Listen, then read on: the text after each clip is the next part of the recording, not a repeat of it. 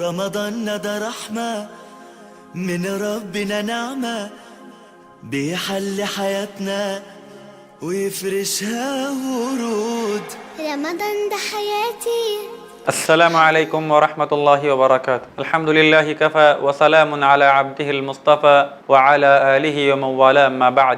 أعوذ بالله من الشيطان الرجيم. بسم الله الرحمن الرحيم.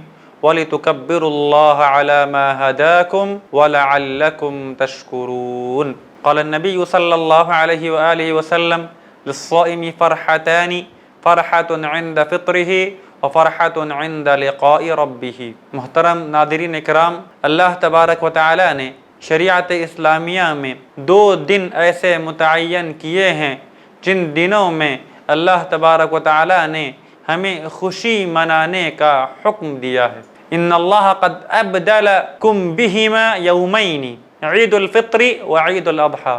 جب اللہ کے رسول صلی اللہ علیہ وآلہ وسلم نے انصار کو دیکھا کہ وہ 2 دن خوشیاں منا رہے ہیں تو انہوں نے فرمایا کہ اللہ نے ان سے بہتر دن آپ کے لیے متعین کیے ہیں، ایک عید الفطر اور ایک عید الاضحیٰ۔ اگر ہم ان عید کے سلسلے میں غور و فکر کرتے ہیں تو ہمیں اندازہ ہوتا ہے کہ یہ عید در حقیقت رمضان کے روزے مکمل کرنے کی خوشی ہے، جس کے بارے میں اللہ کے رسول نے فرمایا تھا فرحۃ عند فطرہ۔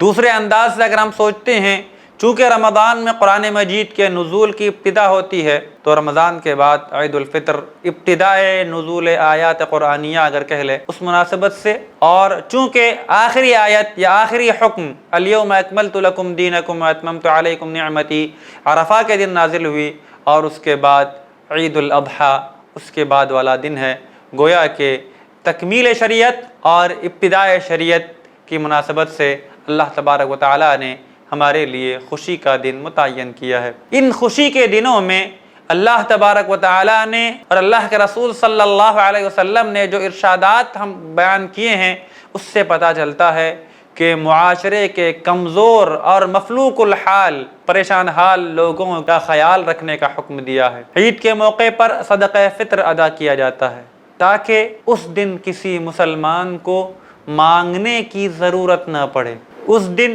کسی کو مانگنے کی حاجت نہ ہو، اسی لیے صدقہ فطر کا حکم دیا گیا ہے۔ اور اللہ کے رسول صلی اللہ علیہ وسلم نے فرمایا اما الغنی فیطہرہ اللہ او فیزکیہ اللہ، مالدار آدمی کو اللہ پاک کر دیتے ہیں، اما الفقیر فیرد اللہ علیہ اکثر مما اعطا، اللہ تعالیٰ اسے زیادہ دیتے ہیں جو کچھ اس نے دیا تھا۔ عید الاضحیٰ کے موقع پر جب قربانی ہوتی ہے تو قربانی میں اللہ تبارک و تعالیٰ نے فرمایا وَأَطْعِمُ الْقَانِعَ وَالْمُعْتَرَ وَأَطْعِمُ الْجَائِعَ وَالْفَقِيرَ۔ تو لہذا عید جب ہم منائیں، خوشیاں ضرور منائیں، لیکن 2 باتوں کا خیال رکھیں، ہماری یہ خوشیاں شرعی حدود سے تجاوز کرنے والی نہ ہو، اللہ کے احکامات کو پامال کرنے والی نہ ہو، اور ہماری یہ خوشیاں کسی کی دل آزاری کا باعث نہ بنے۔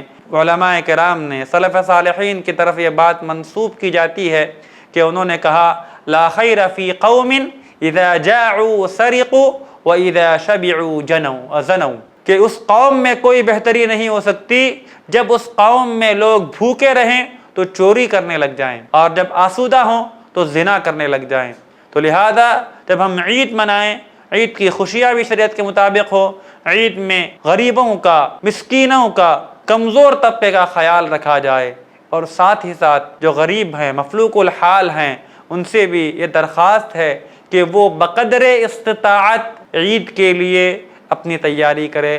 لا یکلف اللہ نفسا الا وسعها، اللہ تبارک و تعالی انسان کو بقدر استطاعت مکلف بناتا ہے۔